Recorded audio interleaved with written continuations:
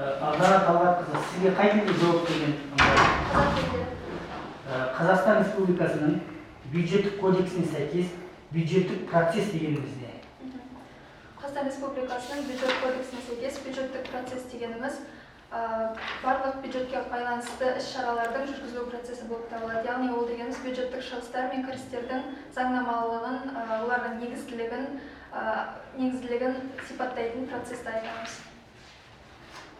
Жақсы, келесі сұрақ.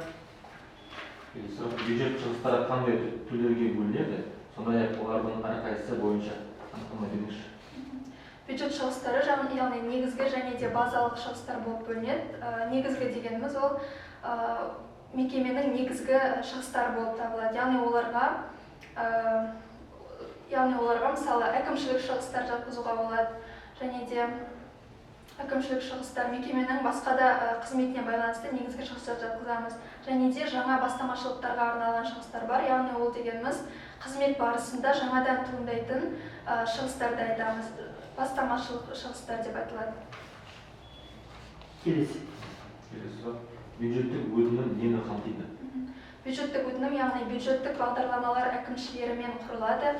Ол дегеніміз сол бюджеттік бағдарлама әкімшілеріне қарасты ұйымдарға қажетті шығыстардың құрылымын қамтиды. Яғни оларға мысалы бюджеттік өтінім, яғни бюджеттік шығыстар бойынша қосымшаларды қамтиды, және де түсіндірме жазбаны қамтиды.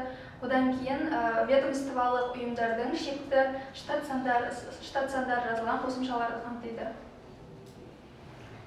Төртінші сұрақ, нормативтік құқықтық актілер дегеніміз не және оның түрлерін атаңыз? Нормативтік құқықтық актілер дегеніміз белгілі бір заңдық сипаттамаларды, яғни реттейтін құжаттар болып табылады. Мысалы, осы экономикаға байланысты айтатын болсақ, осы бюджет кодексі және де бюджет шығыстарының лимитін негіздейтін қағидаларды айтуға болады. Одан кейін басқа да құқықтық заңнамалық актілерді жатқызамыз. Бесінші сұрақ, Қазақстан Республикасы жеке және заңды тұлғалардың өтініштерін қарау тәртібі туралы заңына сәйкес қандай өтініштер қарауға жатпайды? Қандай өтініштер? Яғни толық емес толтырылған өтініштер қарауға жатқызылмайды. Онда егер де өтініш берушінің аты жөні толық жазылмаса, және де оның өзінің қарастырылып отырған, яғни мәселесі ашық және де негізге сай жазылмаған болса, осы қарастырылмайды. Және де оны қарастыру 15 күннің ішінде жүзеге асырылады, ал егер де басқа ұйымдардан ақпарат қажет болатын болса, тағы да 15 жұмыс күні, жалпыланып алғанда 30 жұмыс күні қарастырылуы қажет.